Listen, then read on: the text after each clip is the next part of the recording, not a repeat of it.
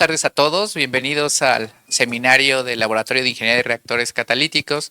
Hoy tendremos como presentador al candidato a doctor Fernando Durán, quien nos presentará su estudio de investigación que ha realizado en el doctorado en los últimos años, que tiene por título Análisis cinético de la deshidrogenación oxidativa de etano, mecanismo de reacción y aproximaciones microscópicas. Adelante, Fernando. Bueno, muchas gracias, doctor, por la presentación. Primero sería contestar la pregunta de ¿por qué análisis cinético de la deshidrogenación oxidativa de etano? Bueno, básicamente es porque el producto principal, el que se quiere obtener, es etileno, y esa molécula se ocupa para diferentes industrias, tanto para la industria agroindustrial, tecnología farmacéutica, la producción de diferentes tipos de plásticos y la industria textil. Sin embargo, pues el proceso convencional con el que se produce el etileno es el craqueo con vapor. Y el craqueo con vapor es uno de los procesos más contaminantes que existen en la industria petroquímica. Básicamente este proceso genera de 1 a 1.2 toneladas de dióxido de carbono por tonelada de etileno producida. Entonces, pues una de las alternativas, una alternativa muy prometedora, pues es la deshidrogenación oxidativa de etano, que produce 0.31 toneladas de CO2 por tonelada de etileno.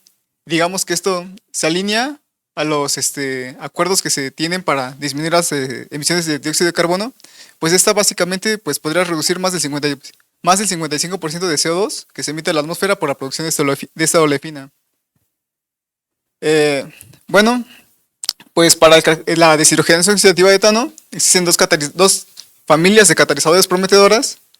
Digamos que los primeros son los catalizadores de base níquel y los catalizadores base molibdeno vanadio, y cada uno tiene sus ventajas.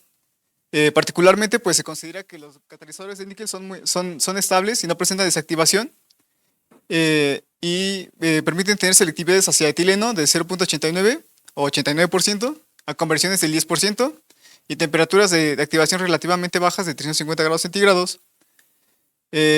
Los catalizadores de molibdeno vanadio tienen ciertas desventajas, pues se considera que, se ha investigado que se pueden desactivar a temperaturas superiores a los 500 grados centígrados, pero tienen selectividades mayores a conversiones mayores. Sin embargo, su temperatura de activación o la temperatura a la que presentan esas selectividades, pues es relativamente un poquito más alta que las de níquel. Y bueno, en general, pues estos catalizadores, los de molibdeno vanadio, han sido considerados pues prometedores, y al punto de que se han utilizado para investigar el escalamiento de esa reacción a escala industrial. Pero tenemos todavía muchas desventajas. Bueno, en cuanto al modelado, la principal es que no tenemos confianza en los modelos que utilizamos para simular y para modelar y para diseñar equipos industriales. Y básicamente eso nos ha llevado a dos vertientes, que es la descripción adecuada de fenómenos de transporte en reactores catalíticos y también la descripción adecuada de los fenómenos cinéticos. Y ese es pues básicamente un requisito para poder tener predicciones confiables durante el análisis del sistema y su escalamiento.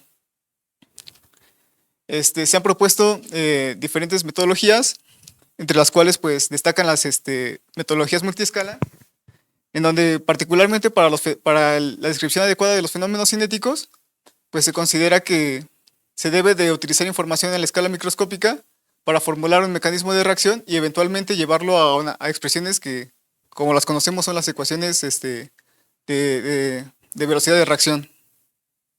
Estas metodologías, pues generalmente en particular para la microescala, pues se tienen que son, por ejemplo, el UV-QEP, el acoplamiento y de la DFT con la teoría del estado de transición, entre otras diferentes metodologías también.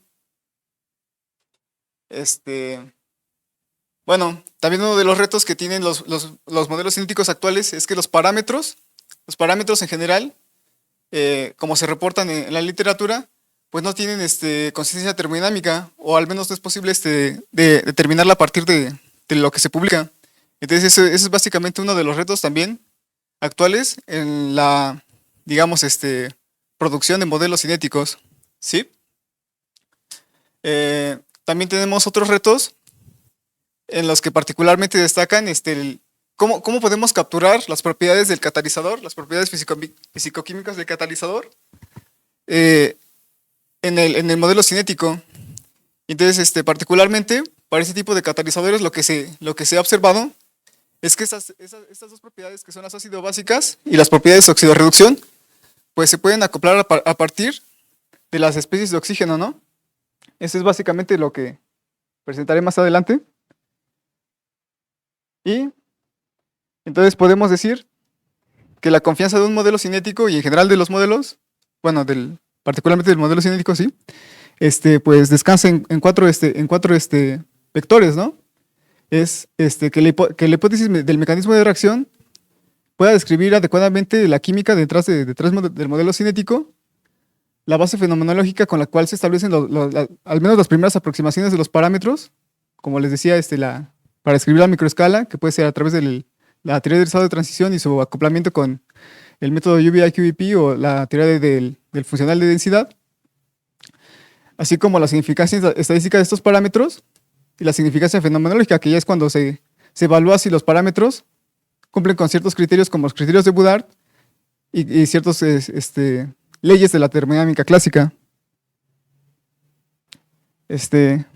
Bueno, pues a lo largo de la historia se han propuesto diferentes modelos para de modelar esta reacción, y en donde pues básicamente la tendencia es que cada vez se van, digamos, cumpliendo más de estos vectores que mencioné anteriormente, tanto los criterios estadísticos, los criterios fenomenológicos, al punto de empezar a utilizar formulaciones semiempíricas para utilizar información de la microescala en el modelo cinético.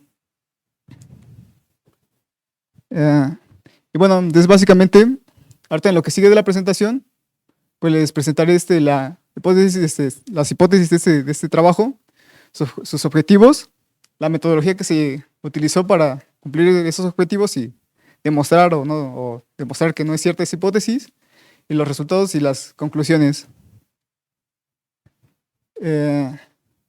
Bueno, básicamente las hipótesis de este trabajo pues descansan en tres rubros.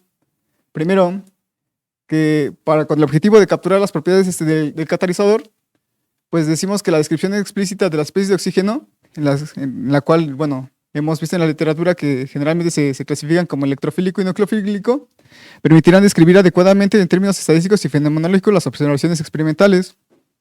La segunda es que la imposición de restricciones termodinámicas durante el análisis de regresión permitirá obtener un conjunto de parámetros termodinámicamente factibles dentro del rango estimado por la teoría del estado de transición. Y también que la conceptualización del modelo de superficie usado en cálculos ab initio o DFT, bueno, están relacionados, es importante para obtener un conjunto de parámetros consistentes con dichos cálculos. Entonces aquí, bueno, aquí presento los objetivos, y básicamente el objetivo general es analizar la cinética de deshidrogenación oxidativa de etano, y pues como va en conjunto con la oxidación, pues también la de la oxidación total de etileno bajo una perspectiva microscópica, en donde primero pues tenemos como primera tarea estimar los parámetros del modelo cinético que describa la hipótesis mecanística utilizando metodologías multiescala, considerando pruebas fenomenológicas para validar el conjunto de parámetros resultante, para proponer un mecanismo de reacción que describa la formación de etileno y su oxidación considerando la conceptualización de sitio activo que permite el desarrollo lógico de los pasos elementales de reacción, y evaluar la extensión de la hipótesis mecanística o de mecanismo de reacción partiendo de los catalizadores de níquel al catalizador de molibdeno vanadio, y definir sus diferencias con base a las características energéticas. Aquí particularmente pues partimos del catalizador de níquel porque es del que tenemos información para el método de UV-QVP, y después lo pasamos esa información al catalizador de molibdeno vanadio, hipotetizando que los catalizadores tienen un comportamiento similar porque son óxidos de estado de transición. Entonces, bueno, básicamente la metodología es muy similar, pero las diferencias principales descansan en cómo se aproxima la escala microscópica. Entonces, para una primera aproximación, lo que utilizamos es el acoplamiento del método UVI-QVP con la teoría del estado de transición, y la segunda aproximación, que es cuando ya teníamos datos obtenidos con la teoría del funcional de densidad, utilizamos esta aproximación que ya es con parámetros obtenidos directamente de esos cálculos con la teoría del estado de transición. Este, bueno, para la primera aproximación, pues primero lo que hacemos es definir el mecanismo de reacción, cómo se utilizaron esas formulaciones semiempíricas hablando del método UVI-QEP y de la isoacoplamiento con la teoría del estado de transición y la prueba de extensión del mecanismo de reacción. Aquí particularmente lo que voy a presentar es ya, digamos, comparando la extensión para ahorrar un poco de tiempo. Pero particularmente, pues, definimos que existen dos especies de oxígenos que pueden existir en la superficie. Especies electrofílicas y especies nucleofílicas. Y que cada una de ellas pues, está relacionada con cierta etapa de la absorción del oxígeno, ¿no?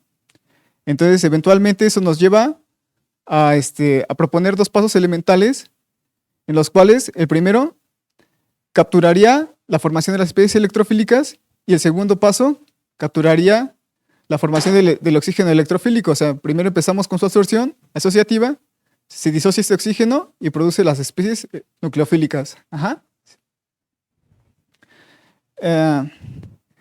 De forma secuencial y considerando un esquema de coabsorción, es decir, que existe oxígeno ya absorbido en la superficie y llegan las moléculas de parafina y de los demás compuestos oxigenados, pues tenemos que llega el etano. Cerca de la superficie se deshidrogena en dos pasos, un paso primero para la primera deshidrogenación, el segundo paso para la segunda deshidrogenación y formación del doble enlace, para finalmente llevar a la formación de etileno, y que este etileno se va a oxidar a partir del rompimiento del doble enlace, en donde se producen dos moléculas de formaldehído. El formaldehído pues eventualmente se oxida por deshidrogenaciones hasta la formación de una molécula hipotética que es el oxometilo, porque digamos que es un compuesto intermediario que nos llevaría hacia la formación de monóxido de carbono y eventualmente a la formación de dióxido de carbono. También aquí, bueno, aquí ya capturando esos pasos que les mencionaba en pasos elementales, pues tenemos que la absorción, la deshidrogenación de etano hasta la producción de etileno, lo capturamos en estos tres pasos, mientras que la oxidación de etileno hasta la formación de formaldehído lo capturamos en estos otros tres pasos,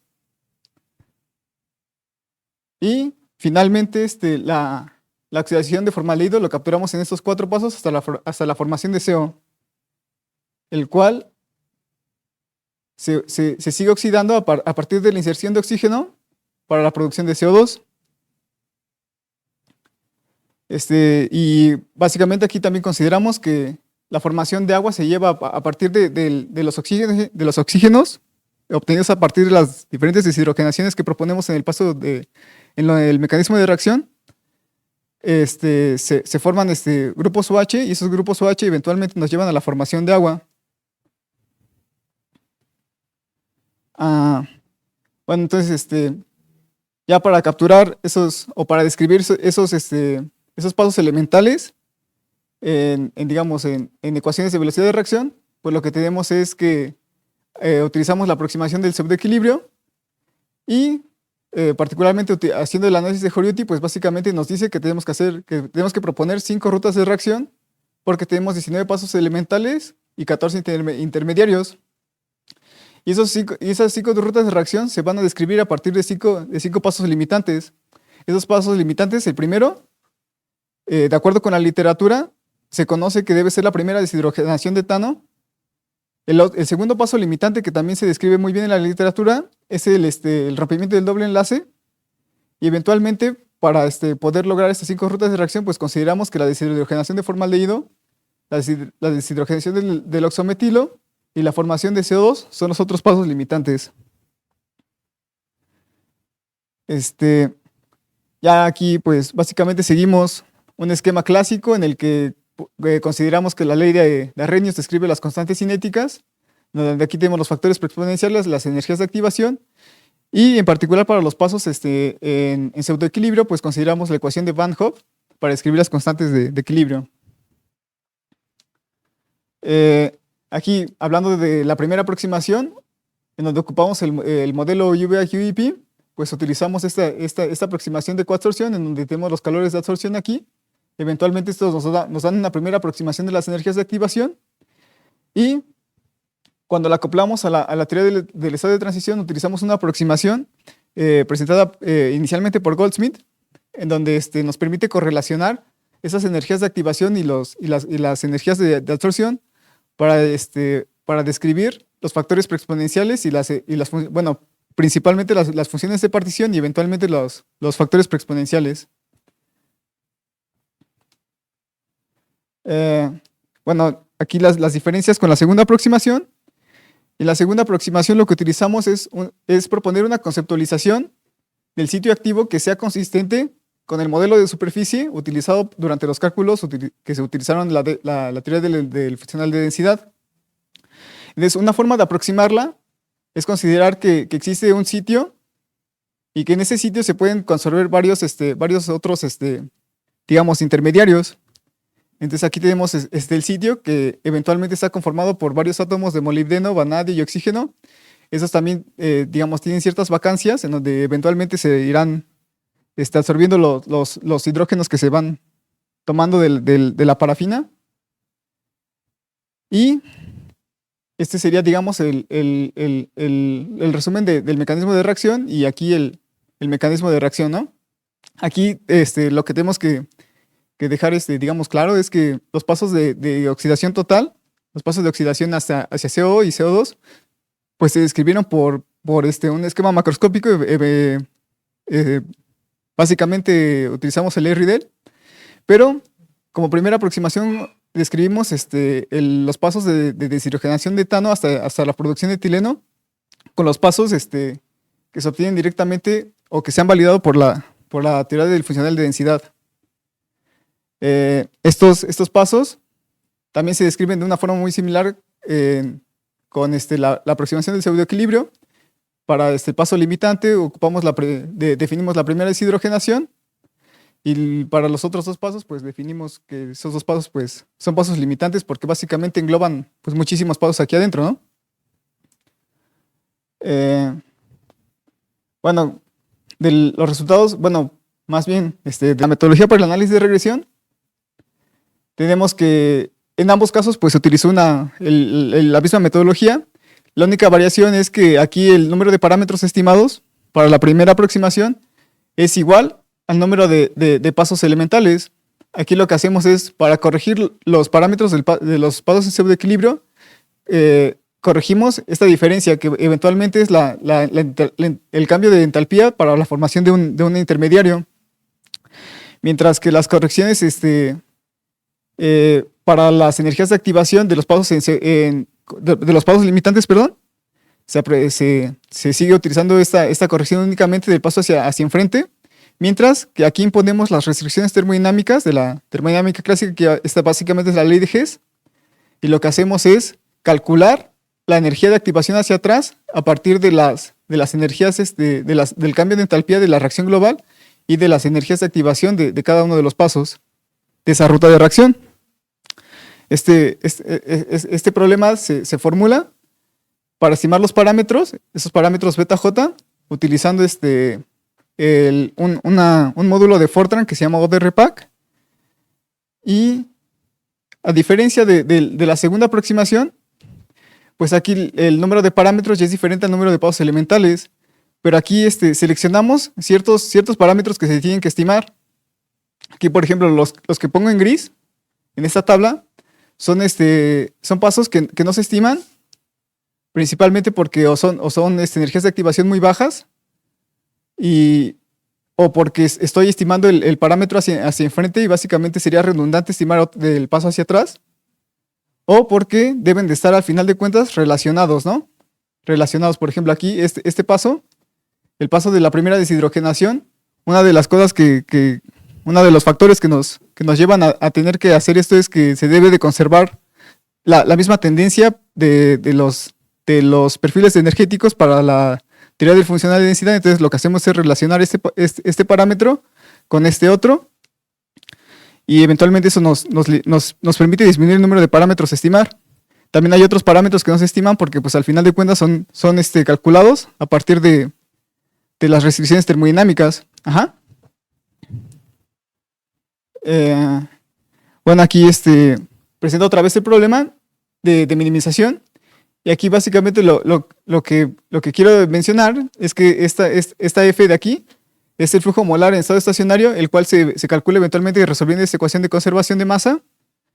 Esta ecuación de conservación de masa, pues básicamente se resuelve con de un módulo de Fortran, utilizando las diferencias finitas hacia atrás y diferencias finitas hacia atrás con de Bode y diferencias finitas. Particularmente un esquema para solucionar ecuaciones pues, diferenciales parciales hiperbólicas, utilizando este esquema de discretización. También tenemos que mencionar que los datos experimentales usados son datos experimentales confiables, porque hemos validado que todos estos datos se encuentran bajo control cinético o fueron obtenidos bajo control cinético. Entonces eso nos da certidumbre de que los datos representan lo que queremos que representen. Ajá.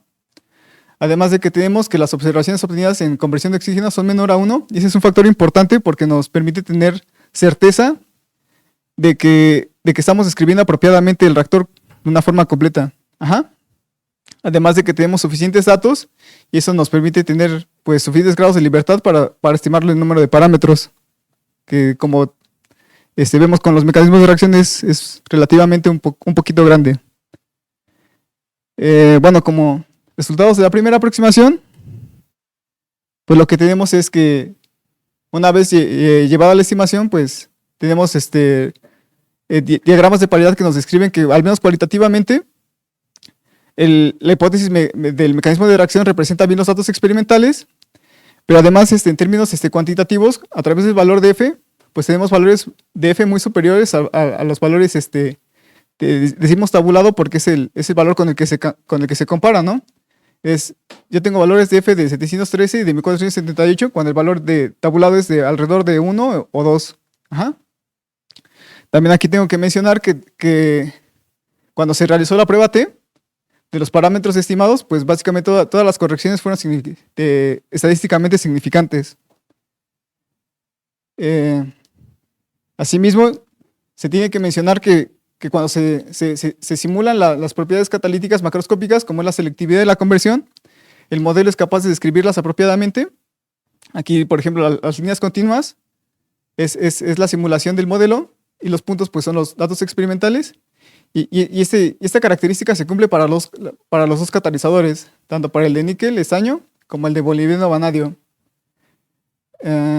Aquí también se tiene que mencionar que, aunque en el mecanismo de reacción, pues lo que se hace es simular hipotéticamente, inicialmente para el catalizador de níquel, que existe CO en la fase gas. Ese CO es muy bajo, y eventualmente la selectividad hacia CO no se presenta porque básicamente es igual a 0. Pero cuando se extiende la hipótesis de mecanismo de reacción hacia molibdeno vanadio, el CO, por ciertos factores energéticos, como lo presentaré más adelante, pues sí se describe. Y aquí se ve, ¿no? O sea, podemos describir con el mismo mecanismo de reacción a los dos catalizadores. También aquí, bueno, una de las dudas que teníamos era si bajo las mismas condiciones de reacción que se utilizaron para obtener los datos experimentales para el catalizador de níquel, el catalizador de molibdeno vanadio tendría la misma, digamos, el mismo desempeño, ¿no? Y básicamente decimos que, bueno, ya cuando simulamos el modelo cinético con los parámetros para molibdeno vanadio, pues obtenemos que el catalizador de molibdeno vanadio sigue teniendo mayor selectividad hacia etileno en las mismas condiciones que el catalizador de níquel. Y eso pues básicamente son puntos a favor del catalizador de molibdeno vanadio.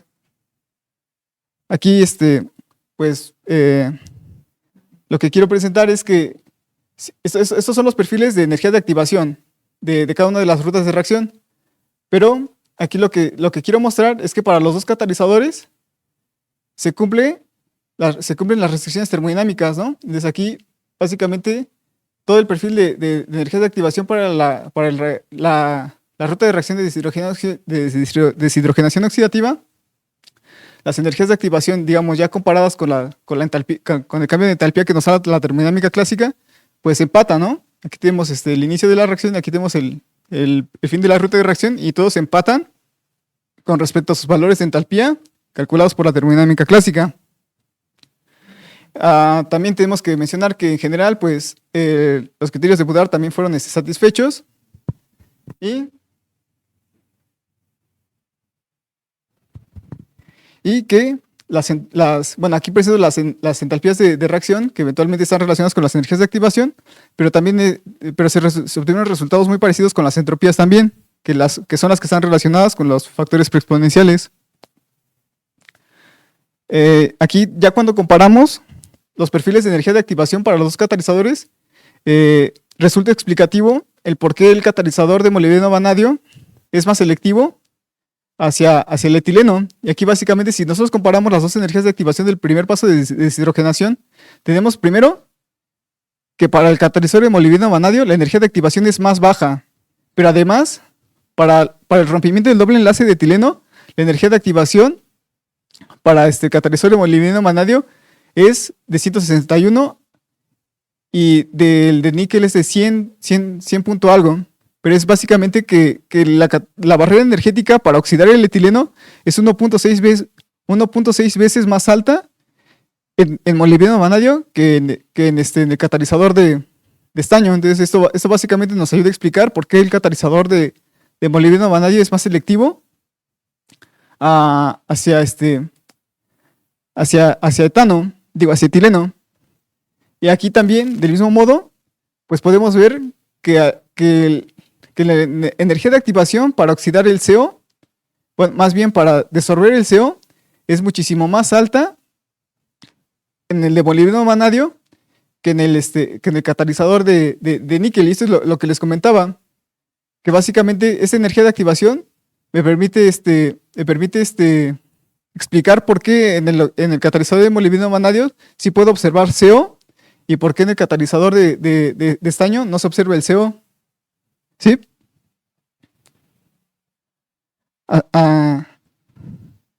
Bueno, finalmente, aquí también tenemos que la selectividad de etileno también podría estar relacionada con la energía, con la estabilidad de la especie de oxígeno, ¿no? Porque aquí básicamente es una de las diferencias también que es digamos, evidente, en donde básicamente aquí el oxígeno se absorbe con una energía, pues digamos, para desorberlo de 95.7. Pero aquí el oxígeno que se absorbe, una vez que se absorbe es básicamente muy estable, porque se absorbe con la energía de desorción sería casi más del doble, ¿sí? Básicamente, las conclusiones de la primera aproximación, podemos decir que la hipótesis del mecanismo de reacción describe las observaciones experimentales para los dos catalizadores, además de que los parámetros satisfacen la ley de Hess y hace que todos los parámetros sean fenomenológicamente consistentes, al menos con la termodinámica clásica. Los parámetros idénticos son explicativos del desempeño de reacción, lo que mencionaba de la comparación de las energías de activación. La estabilidad de los oxígenos puede correlacionarse también con la selectividad de etileno, y la presencia de CO es resultado de las limitaciones energéticas para su oxidación en el catalizador de molibdeno-vanadio. Bueno, de la segunda aproximación, pues aquí lo que se tiene que observar primero es que si yo intento simular la reacción con los datos obtenidos directamente de DFT, pues no se puede, no hay cierta tendencia, o al menos sí hay tendencia, pero no es adecuada. Ajá. Pero una vez que yo hago la corrección a través de análisis de regresión, pues ya puedo describir adecuadamente los experimentos.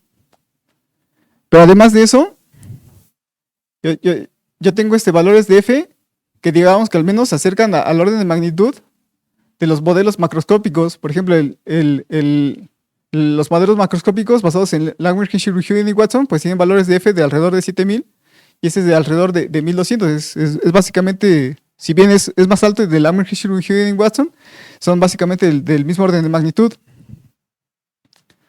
Pero además de eso, y aquí una de las cuestiones más importantes, es que ninguno de los parámetros presenta desviaciones mayores al 20%. Y esto es importante porque eso quiere decir que los parámetros en esencia conservan los mismos valores que los obtenidos en DFT y que únicamente los valores que se corrigen son los esperados.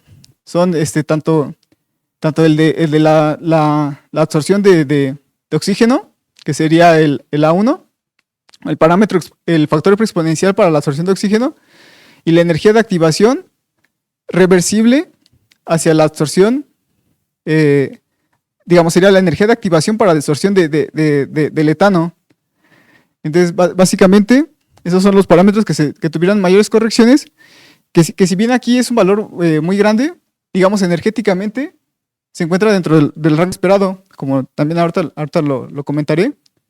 Por ejemplo, aquí el valor que se corrigió 1000 veces fue este valor de 3, y aquí cambia a 33. Pero ese valor, esa corrección es básicamente consistente con las desviaciones esperadas de acuerdo con la literatura, ¿no? Donde esperamos desviaciones de los parámetros de DFT de hasta 19.3 kilojoules por mol, que son 0.2 electronvolts. También aquí, pues, lo que tenemos que mencionar es que básicamente, para ambos conjuntos de energías de activación, la tendencia del perfil energético se conserva, y básicamente para el agua, pues se conserva en su totalidad.